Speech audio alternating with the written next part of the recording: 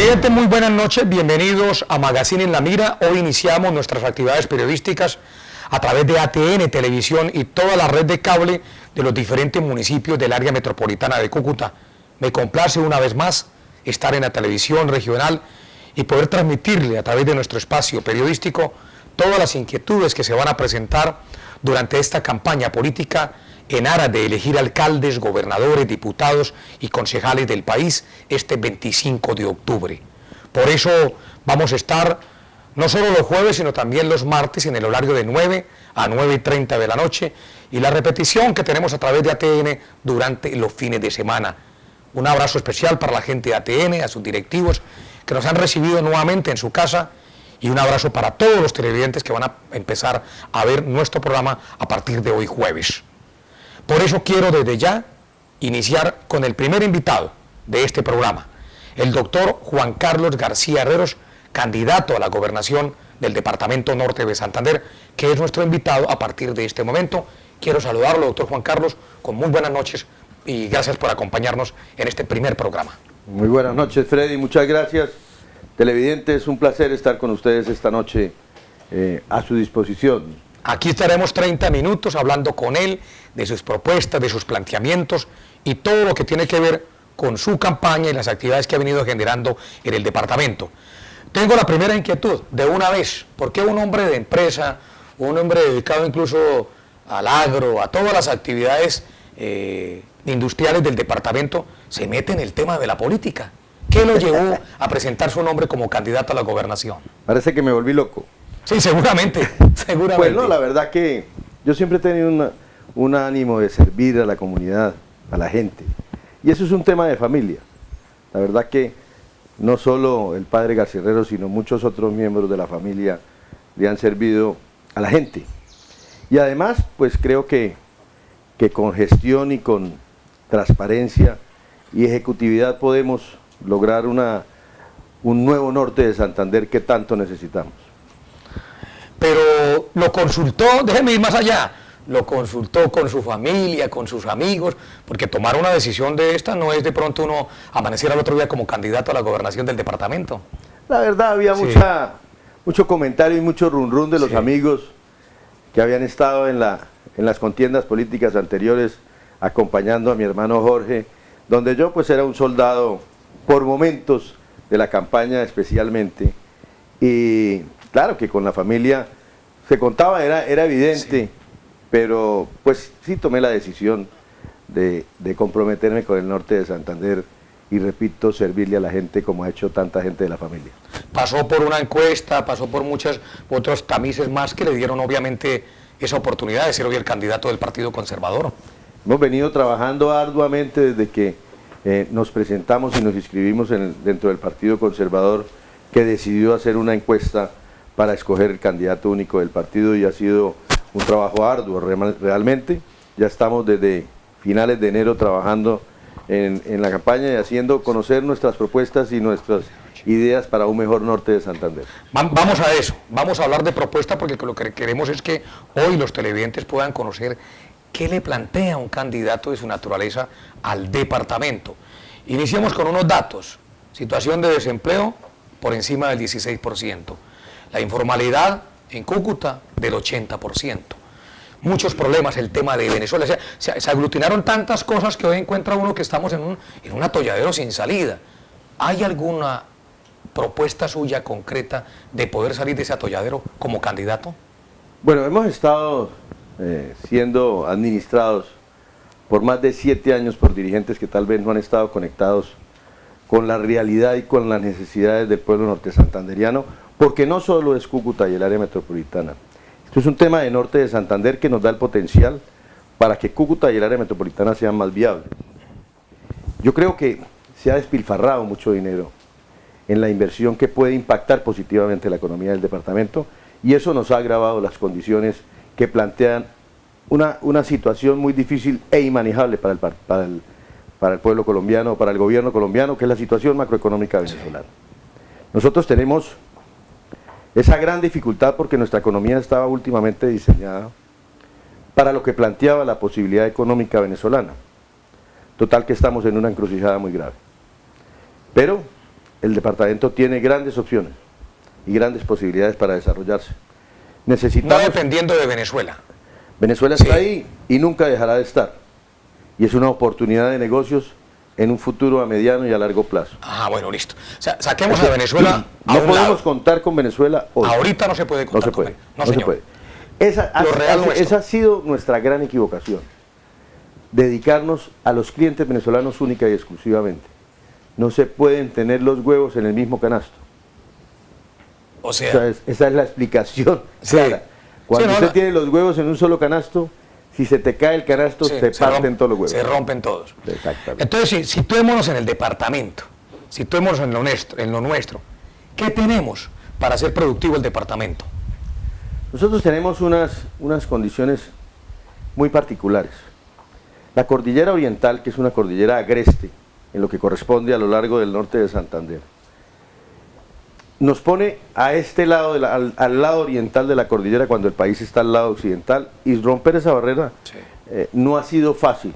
Y todavía hoy no está totalmente construida las carreteras para superar esta barrera. Natural, extraordinariamente bella, por cierto.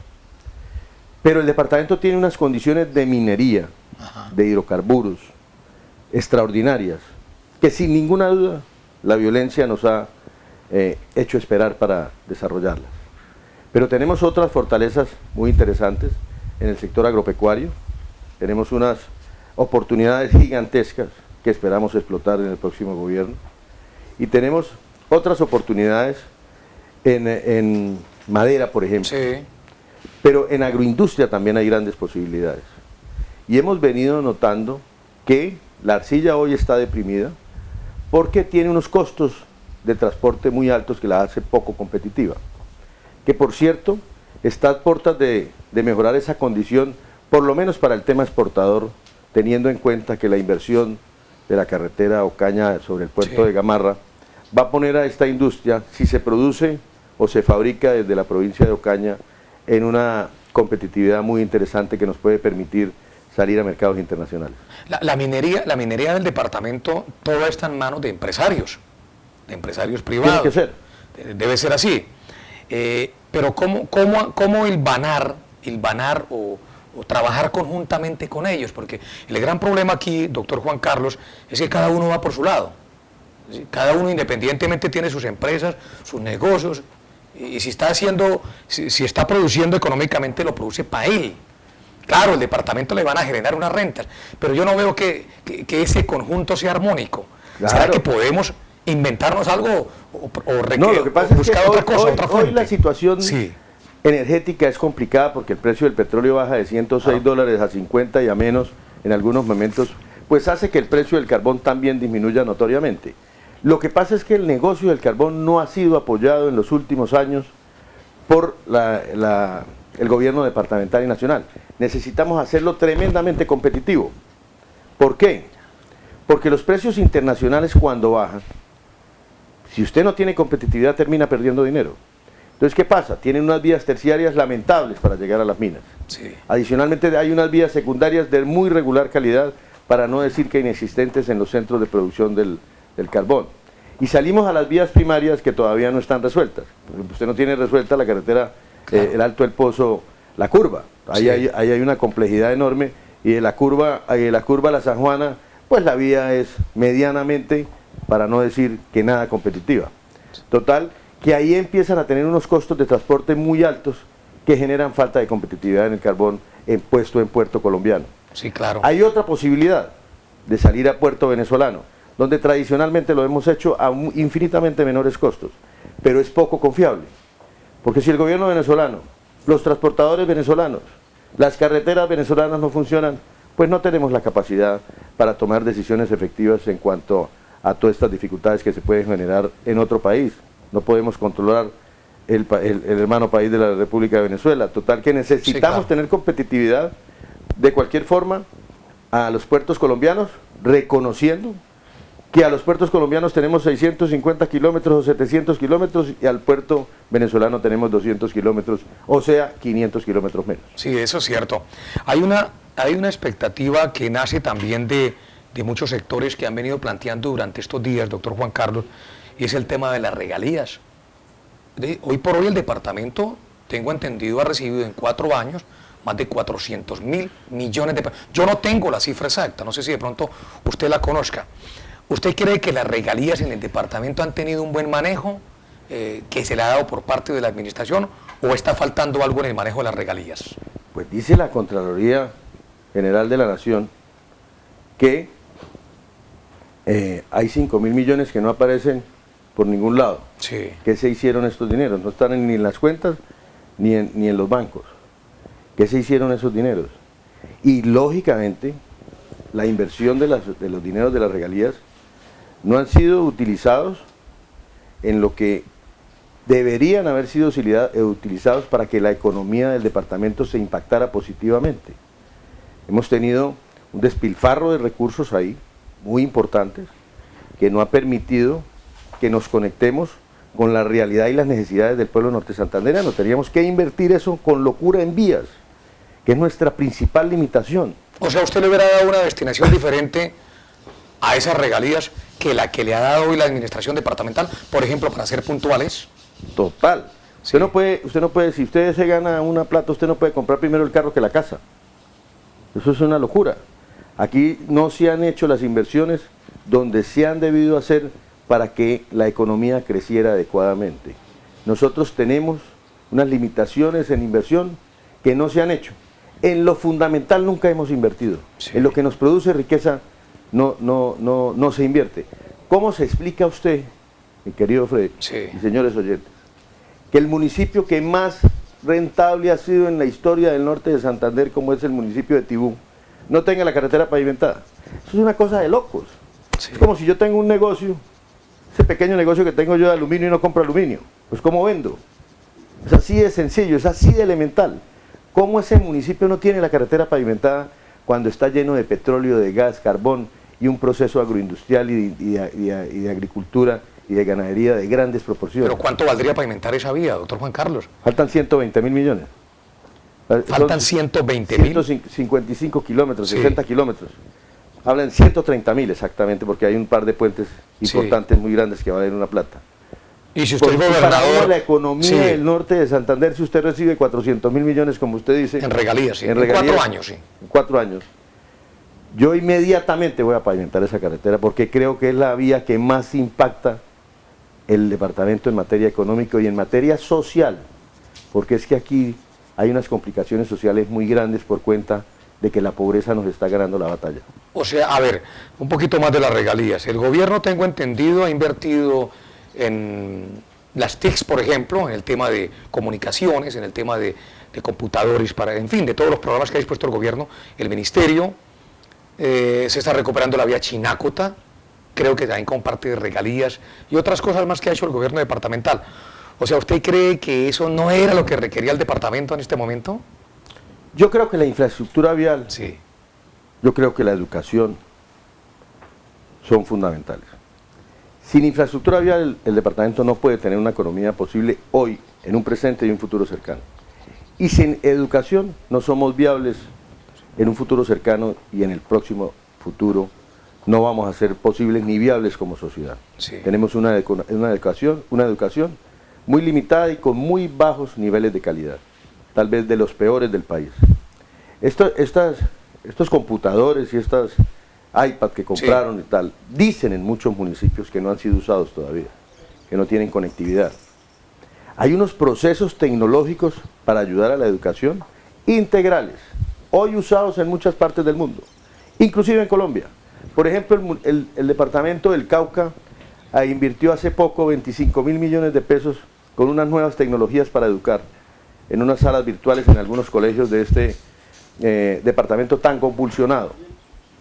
Y quiero decirles que sin internet es posible educar con ayudas tecnológicas muy interesantes que vamos a implementar en el norte de Santander para tener mayor capacidad en materia de educación y mayor calidad, porque necesitamos con urgencia llegar con la educación a los campos y a las veredas del norte de Santander. Ya que usted toca el tema de la educación, pasemos a otro sector del departamento, el sector de salud. Problemas en salud, en fin, hay unos Se muere datos. gente por todos lados. Sí, hay una Es mortalidad falta, alta. es el culpable Sí. de las muertes de la salud, sin ninguna duda, Sí. es la falta de control y de responsabilidad de las IPS, EPS, y sin ninguna duda el Instituto Departamental de Salud, que no cumple con las funciones de control y de programación y de generación de mejor calidad en el servicio de salud. Hay cosas aterradoras en el departamento, como por ejemplo el paseo de la muerte en Cáchira y en Ocaña.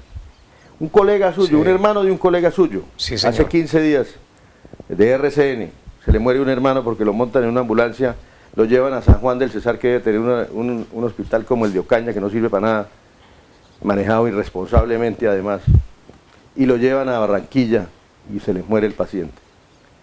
Increíble que eso pase, que un hospital con una población para atender de más de 300.000 personas, como es la provincia de Ocaña, tenga un hospital de segundo nivel, que no funciona el tomógrafo, que las salas de cuidados intensivos tienen menos camas de las que necesita Ocaña, ni hablar de la provincia. O sea, hay una falta de coordinación en el tema de la salud de grandes proporciones. Nosotros tenemos una propuesta seria, viable, donde inclusive planteamos la creación de una EPS público-privada que estamos estudiando con lujo de detalles para no cometer equivocaciones, porque en el tema de la salud no se pueden cometer equivocaciones, se muere la gente. ¿Cuántas ESES tiene el departamento? Siete, no más. 7. ¿Usted le daría un vuelco total a esas ESES a nivel departamental? Claro, es que el tema de la salud hay que replantearlo absolutamente.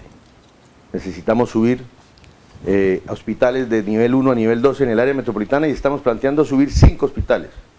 Estamos planteando subir de segundo a tercer nivel el de Ocaña, el de Cúcuta, el Erasmo Meós, de tercero a cuarto nivel, y volver hospital universitario, el de Pamplona, que me parece sería además una apuesta productiva, no solo para mejorar la calidad de la salud, sino montarle a Pamplona y a Ocaña oportunidades de negocios en el tema de salud, que es una maravilla. El negocio de la salud es el negocio más rentable y podríamos desde lo público atender lo privado para ganar dinero y reinvertir en zonas donde la salud no llega hoy.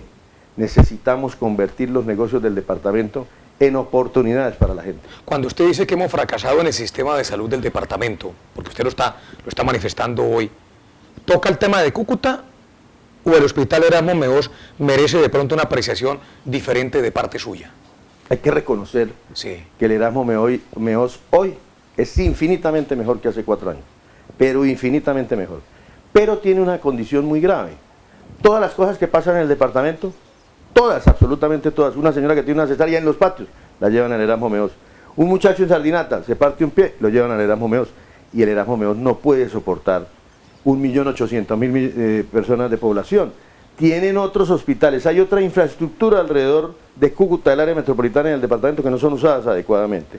Por eso planteamos subir de primero a segundo nivel en la Libertad, las unidades básicas de la Libertad, Puente Barco y Juan Atalaya, y Villa Rosario y Los Patios. Volver universitario el de Pamplona y tercer nivel el de Ocaña. Con esas modificaciones el Erasmo Meós va a disminuir en enfermedades y cirugías de baja complejidad. Y usamos el Erasmo Meós para realmente lo que está diseñado, cirugías y enfermedades de alta complejidad. Doctor Juan Carlos, al comienzo de este espacio tocamos el tema de Venezuela. Hablamos de que hoy por hoy Venezuela no es viable, pero no hay que dejarla tampoco olvidada. De ninguna manera. O sea, no la vamos a olvidar. Pero bien, quiero contarle a los nortesantanderianos y a los colombianos, que a veces no creemos en eso, que Venezuela tiene las reservas petroleras más grandes del mundo. Estamos de acuerdo, totalmente. Eso no es nada despreciable. Pero, entonces vayamos a esto. Estamos emitiendo el programa en el área metropolitana de Cúcuta, nos están viendo en la televisión, seguramente cuando lo reproduzcamos en otros municipios del departamento norte de Santander. Pero ¿qué le plantea, a raíz de la situación con Venezuela, obviamente a la gente de Cúcuta, a la gente del área metropolitana, dentro de su propuesta para combatir ese alto índice de desempleo que nos viene afectando? Volvamos a tocar ese tema. Si bien es cierto, los temas del área metropolitana son del área metropolitana, para que el área metropolitana tenga soluciones necesitamos instalar en el norte de Santander un desarrollo armónico que produzca ingresos en otros municipios e impacten la economía de Cúcuta y el área metropolitana. ¿Por qué Antioquia tiene a ese Medellín tan pujante? ¿Por qué Santander tiene a Bucaramanga tan pujante? Porque tienen unos municipios fuertes con negocios propios, con viabilidad económica, para ser más exactos, que producen riqueza en estos municipios y trasladan negocios a la capital del departamento. Nosotros tenemos unos municipios muy interesantes en materia económica, no solo Tibú, por el hecho aquel del petróleo y la agroindustria y estas 30.000 hectáreas de palma que están ahora instaladas ahí. Pero tenemos Sardinata también, que es un municipio muy importante, sí. Salazar, que es un municipio importante, Chinácota, Toledo, Cucutilla, Chitagá, que tienen economía propia, sin hablar de los municipios del área metropolitana, Cúcuta, Ocaña y Pamplona, que tienen una connotación un poco superior. Pero es que usted encuentra municipios en Santander y en Antioquia, para no hablar sino de esos dos casos, con economías importantes, fuera de Medellín, Itagüí y estos municipios de Antioquia, y en el caso de Santander, de por ejemplo Bucaramanga, San Gil, Socorro, que son unas economías ya de más dimensión. Pero usted encuentra otros municipios pequeños con economía y fortaleza económica, que impactan positivamente la capital del departamento. A eso le vamos a jugar, a ayudar a construir unas economías en unos municipios importantes que tienen negocios muy interesantes, que tienen riquezas a su alrededor, que tienen fortalezas en ciertos sectores. Por ejemplo, Toledo. Sí. ¿Cómo pueden ustedes conocer que en Toledo hay una operación lechera, hay una operación cafetera muy importante que necesitamos potencializar? Sin ninguna duda, ahí hay una gran oportunidad en el departamento. ¿Usted le ve futuro al departamento norte de Santander? Sí, claro. Sí. Hay oportunidades como las que les acabo de decir, fuera de la minería, que son negocios cíclicos como todos los negocios en el mundo, y nos producen picos altos y picos bajos, pero ahí tenemos unas grandes posibilidades en la construcción de una economía autónoma en los negocios tradicionales nuestros. O sea que puede haber a futuro, pensando siempre en el futuro, porque uno está en el presente, pero también está pensando en qué va a hacer después. O sea, es más importante el futuro. ¿Qué le podemos decir a los industriales y a los empresarios que nos ven esta noche?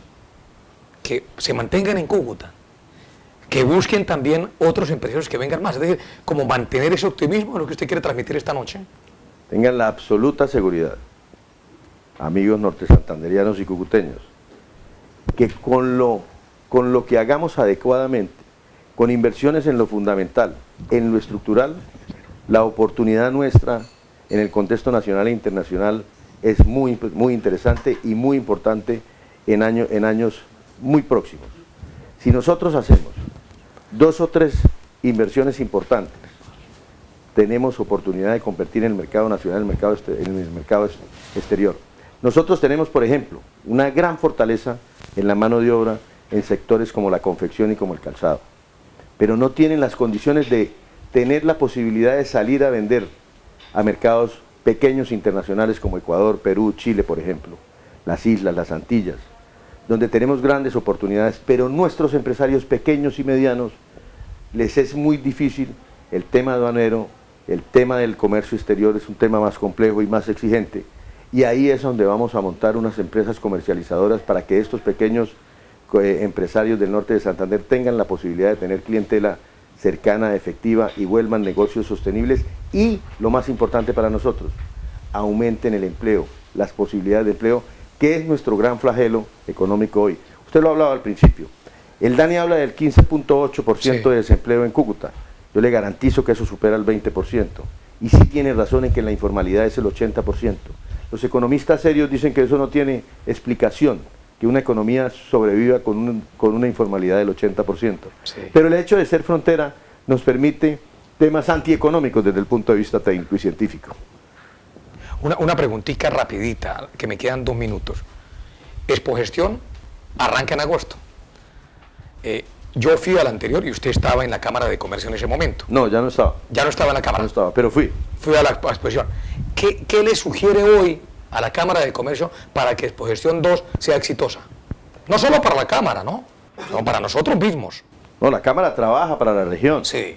No se le olvide que yo fui 2 veces presidente de la Junta de la Cámara de Comercio, y por eso conozco tanta cosa de cómo solucionar los problemas de la región.